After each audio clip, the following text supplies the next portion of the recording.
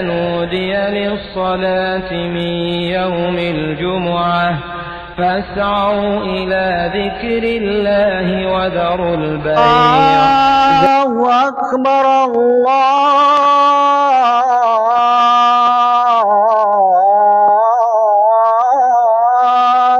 أكبر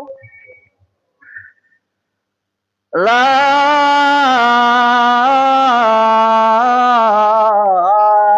إله إلا الله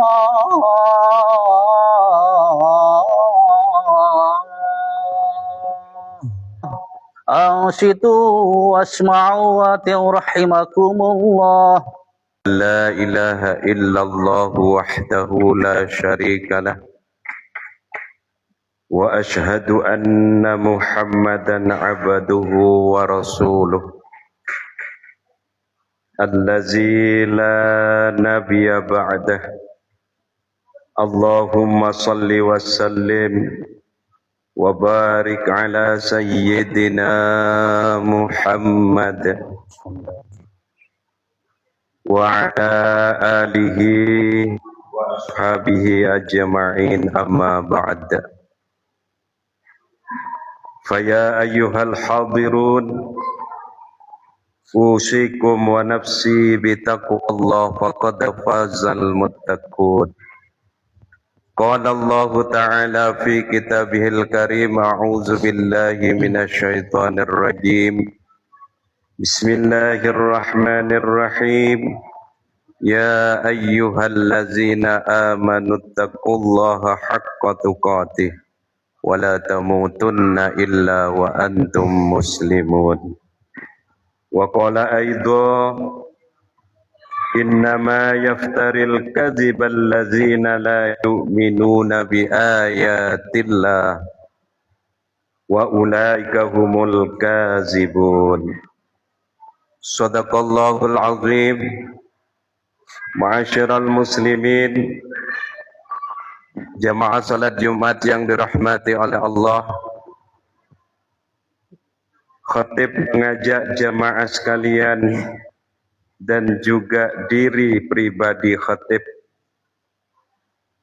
agar kita semua senantiasa meningkatkan ketakwaan kita kepada Allah Subhanahu wa taala dengan sebenar-benarnya takwa, karena takwa adalah kunci utama keselamatan di dunia dan di akhirat. Dan hanya dengan ketakwaanlah kita akan memperoleh ridha Allah Subhanahu wa taala. Semoga kita semua termasuk hamba-hamba yang senantiasa berada di jalan ketakwaan dan kebenaran.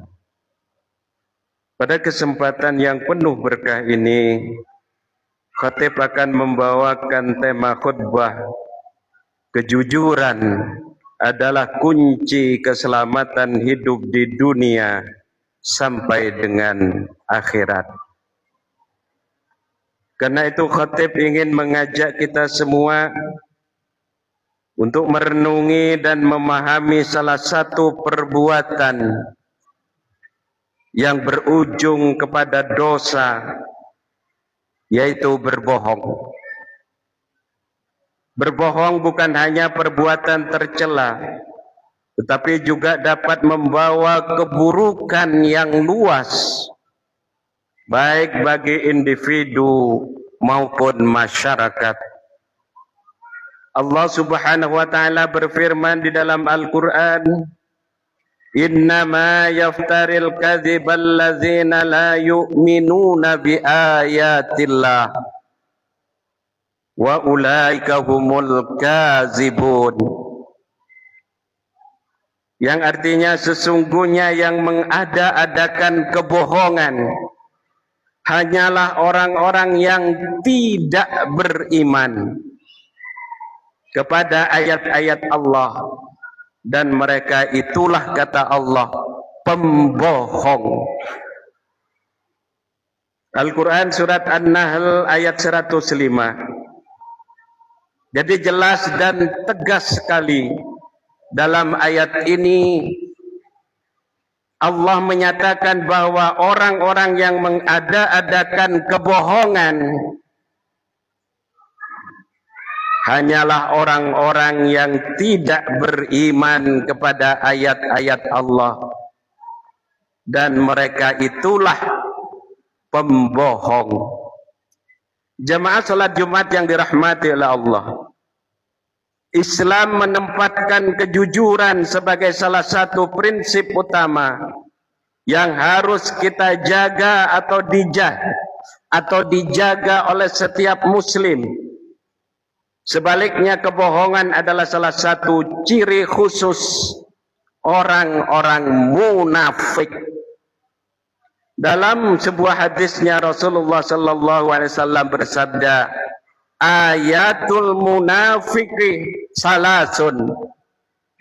Tanda-tanda orang munafik itu ada 3. Yang pertama, idza haddasa kadzaba.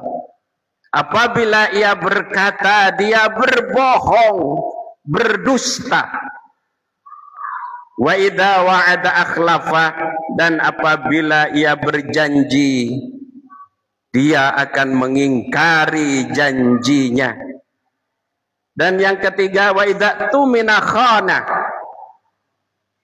dan apabila ia diberi amanat, diberi kepercayaan, khana, dia akan berkhianat. Hadis ini sahih rawahul Bukhari wa Muslim.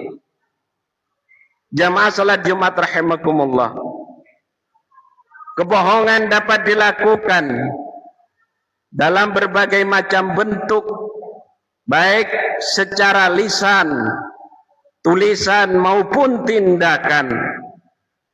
Bahkan dalam masa sekarang ini kita sering menyaksikan kebohongan tersebar luas melalui media sosial dan alat-alat komunikasi yang lain. Namun apapun bentuknya, kebohongan adalah tetaplah perbuatan yang tercela dan wajib kita tinggalkan atau kita jauhi bersama. Rasulullah sallallahu alaihi wasallam bersabda, "Ma kana khuluqun abghadu ila Rasulillah sallallahu alaihi wasallam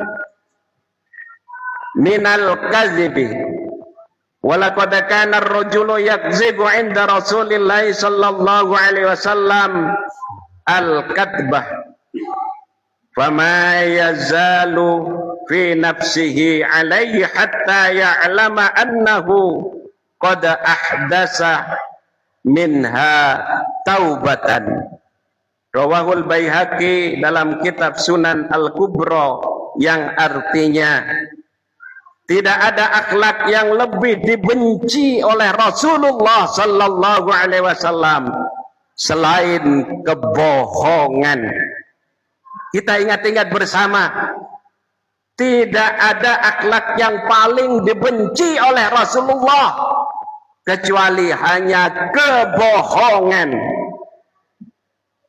Sungguh apabila seseorang berbohong di hadapan Rasulullah sallallahu alaihi wasallam seperti saat sekarang ini, mereka tidak sadar bahwa para pembohong-pembohong di negeri ini dengan mengatasnamakan Rasulullah, apalagi mengaku-ngaku cucu Rasulullah, sama dengan berbohong di hadapan Rasulullah sallallahu alaihi wasallam. Maka itu akan terus membekas di hati Rasulullah sallallahu alaihi wasallam hingga beliau mengetahui bahwa orang tersebut telah bertaubat dari kebohongannya.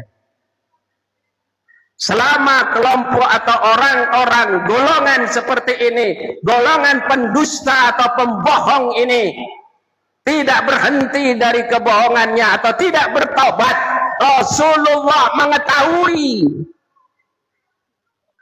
Apalagi mengaku-ngaku sebagai cucunya Rasulullah, dan tidak ada bukti sama sekali atau tidak terkonfirmasi baik dalam kitab-kitab sejarah, filologi, ataupun juga dalam ilmu pengetahuan dengan tes DNA-nya. Kalau tidak ada bukti itu semua, mereka itu adalah tetap para pembohong. Dan Rasulullah tahu, sekali lagi Rasulullah tahu siapa yang benar-benar cucunya dan siapa yang bohong atau berdusta.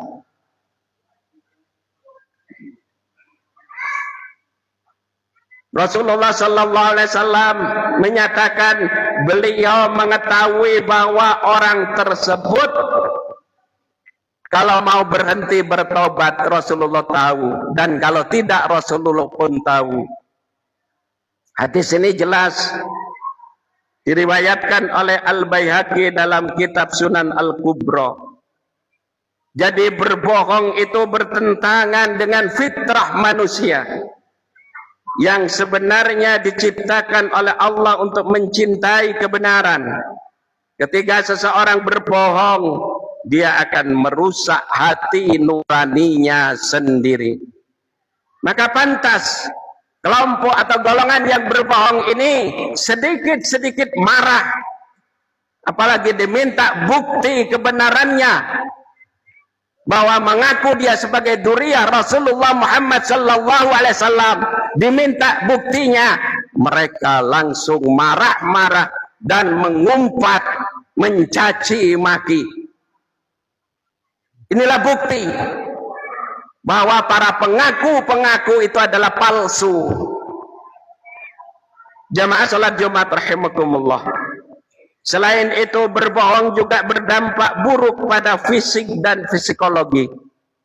Misalnya saat ia berbohong, detak jantung bisa meningkat, muncul keringat dingin, atau merasa gugup. Reaksi ini menunjukkan bahwa kebohongan tidak sesuai dengan sistem alami dalam tubuh kita manusia ini. Lebih dari itu, berbohong dapat menimbulkan efek domino. Seseorang yang terbiasa berbohong akan sulit dipercaya oleh orang lain.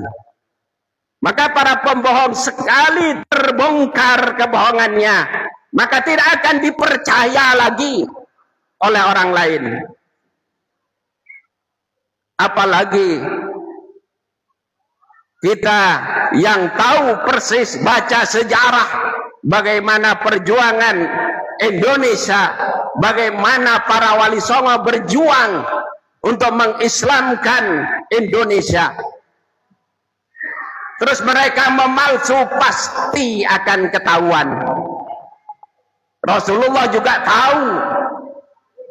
Sampai mereka mau bertobat, berhenti dari kebohongannya.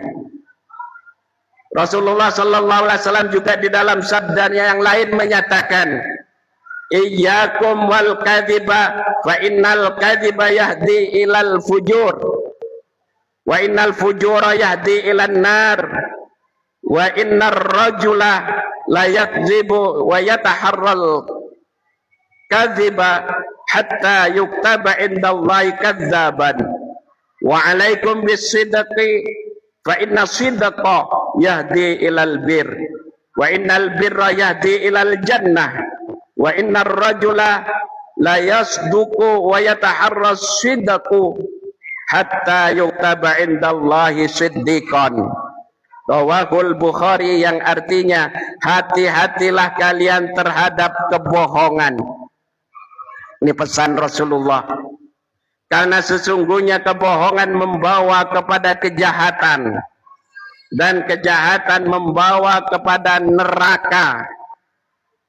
Seseorang yang terus-menerus berbohong dan berusaha untuk berbohong, ia akan dicatat di sisi Allah sebagai seorang pembohong. Jadi jelas orang sekali berbohong, dia akan berbohong berikutnya untuk menutupi kebohongan yang pertama. Begitu terus orang berbohong selalu menutupi kebohongannya, dan pembawaannya selalu marah-marah dan menghina orang lain. Itu tanda orang berbohong. Rasulullah jelas sekali dalam hadis-hadisnya memberi tanda-tanda orang yang berbohong itu. Kemudian sebaliknya, berpegang teguhlah kepada kejujuran, karena sesungguhnya kejujuran membawa kepada kebaikan, dan kebaikan membawa kepada surga. Seseorang yang selalu berkata jujur dan berusaha untuk jujur akan dicatat di sisi Allah sebagai seorang yang sangat jujur. Nah, kita ada dua pilihan. Apakah kita akan mengikuti kebohongan dan kemudian berbohong terus, maka dicatat di sisi Allah sebagai pembohong, atau kita menjadi orang yang berjujur, jujur sebagaimana Rasulullah katakan, sehingga tercatat, dan berusaha untuk selalu jujur sehingga tercatat di sisi Allah sebagai seorang yang benar-benar jujur. Ini pilihan kita di dalam situasi seperti ini. Maka sekali lagi, marilah kita belajar untuk selalu jujur dan berusaha untuk memelihara kejujuran. Walaupun ada orang yang berkata jujur itu ajur, itu orang yang berhawa nafsu. Sebenarnya orang yang jujur akan mendapatkan pertolongan dan perlindungan Allah Subhanahu wa taala. Maka Syekh Ibnu Ruslan dalam syarah Sunan Abi Dawud jilid ke-19 halaman 131 menjelaskan, kebiasaan berbohong ini tidak hanya membuat seseorang itu dikenal sebagai pembohong di dunia, tetapi juga di hadapan Allah Subhanahu wa taala dan para malaikatnya.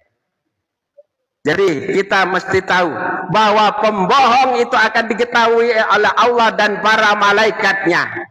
Tidak ada tempat orang berbohong itu untuk bersembunyi di mana saja, karena Allah dan para malaikatnya tahu. Dan kita sebagai manusia akan tahu juga pada akhirnya nanti siapa pembohong itu. Bahkan jika ia berkata jujur setelah berbohong itu, orang-orang tetap sulit untuk mempercayainya. Maka dari itu penting bagi kita untuk menghindari kebohongan sekecil apapun, karena dampaknya sangat buruk baik bagi diri pribadi maupun juga dalam hubungan sosial. Sebaliknya dalam hadis tersebut Rasulullah menjelaskan keutamaan kejujuran. Orang yang selalu berkata jujur dan berusaha untuk menjaga kejujurannya akan dicatat oleh Allah sebagai siddiq, orang yang benar, orang yang jujur. Jamaah salat Jumat rahimakumullah, dengan berlaku jujur, seseorang akan lebih mudah melakukan amal kebaikan yang murni dari niat buruk, sehingga termasuk golongan orang-orang yang berbakti atau albir. Pada akhirnya kebaikan itu akan membawa kepada rahmat Allah dan surganya. Oleh karena itu, menjaga kejujuran adalah kunci utama untuk meraih kebahagiaan di dunia sampai dengan akhirat. Jemaah salat Jumat rahimakumullah, sebagai akhir dari khutbah kami ini, selain merugikan diri sendiri, kebohongan juga dapat merusak hubungan sosial.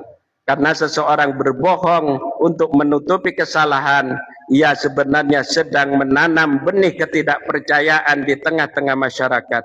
Bahkan dalam banyak kasus kebohongan bisa menjadi penyebab utama perpecahan dan konflik. Maka hati-hati kita bangsa Indonesia, jangan sampai pecah dan berkonflik. Tetap pertahankan kejujuran kita, tetap pertahankan kebenaran sejarah perjuangan bangsa Indonesia dan sejarah Wali Songo yang menyebarkan Islam di Indonesia, khususnya Jawa. Maka tetap kita jaga, kita gali kembali, jangan sampai diambil atau dibelokkan oleh kelompok-kelompok pendusta tersebut di atas. pesan Allah yang terakhir, ya ayyuhalladzina amanuttaqullaha wa qulu qawlan sadida, yang artinya wahai orang-orang yang beriman, bertakwalah kalian kepada Allah dan kalian ucapkanlah perkataan yang benar. Jamaah salat Jumat rahimakumullah, semoga Allah Subhanahu wa taala senantiasa memberikan kita kekuatan untuk selalu berada di jalan kebenaran, di jalan kejujuran, dan menjauhkan kita semua dari segala bentuk kebohongan. Mudah-mudahan bangsa ini dikarunia oleh Allah sebagai bangsa yang jujur, menjaga sejarahnya, menjaga wali-walinya yang menyebarkan agama Islam. Jangan mudah dibelokkan oleh orang lain, dan kita jangan terkecoh dengan cerita-cerita khurafat oleh para pembohong-pembohong tersebut di atas. Mudah-mudahan dengan begitu kita menjadi orang yang sabar, terus berada dalam kejujuran. Amin ya rabbal alamin. Barakallahu li wa lakum fil Qur'anil azim. Wa nafa'ani wa iyyakum bima fihi minal ayati wa dzikril hakim. Taqabbal minni wa minkum tilawatahu innahu huwas samiul alim. Aqulu qawli hadza wastaghfirullahal azim li wa lakum wa lisairil muslimina wal muslimat wal mu'minina wal mu'minat fastaghfiruhu innahu huwal ghafurur rahim. Allahumma ighfir lil mu'minina wal mu'minat wal muslimina wal muslimat al ahya'i minhum wal amwat innaka sami'un qaribun mujibud da'wat. Allahumma ansur ummata sayyidina Muhammad, Allahumma aslih ummata sayyidina Muhammad, Allahumma ansur man nasara ad-din wa khudul man khadala ad-din waj'al baldatana Indonesia hadhihi baldatan aminatan mutma'innatan mubarakah tajri fiha ahkamuka wa sunnatu rasulik ya Allah. Allahumma dafa'anna al-ghala wal bala wal waba wal fahsya wal munkar wal bagh wa المختلفة والشدائد والمحن ما ظهر منها وما بطن من بلدنا هذا خاصة ومن بلدان المسلمين عامة يا رب العالمين. اللهم انصر المجاهدين في فلسطين وجمهور إسلام الإيران وجمع كلمتهم على الحق يا حي يا قيوم. اللهم انصرهم على اليهود ومن عاونهم من الكفار والمنافقين. اللهم خذ المسجد الأقصى من اليهود الحاقدين. اللهم أعد المسجد الأقصى إلى رحاب المسلمين. اللهم وطهر المسجد الأقصى من اليهود الغاصبين واجعل المسجد الأقصى شامخا عزيزا إلى يوم الدين برحمتك يا قوي يا متين. اللهم يا منزل الكتاب هازم الأحزاب اهزم اليهود وزلزلهم يا قوي يا عزيز. ربنا تقبل منا دعاءنا إنك أنت السميع العليم وتب علينا إنك أنت التواب الرحيم. ربنا آتنا في الدنيا حسنة وفي الآخرة حسنة وقنا عذاب النار وقنا عذاب النار وقنا عذاب النار. وصلى الله على سيدنا محمد وعلى آله وصحبه وسلم. سبحان ربك رب العزة عما يصفون وسلام على المرسلين والحمد لله رب العالمين. فيا عباد الله أيأمر بالعدل والإحسان وإيتاء ذي القربى ينهى عن الفحشاء والمنكر والبغي ya'idukum la'allakum tadhakkarun fadhkurkum yadhkurkum washkuru ala ni'amihi yazidakum wa la dzikrullahi akbar. Assalam.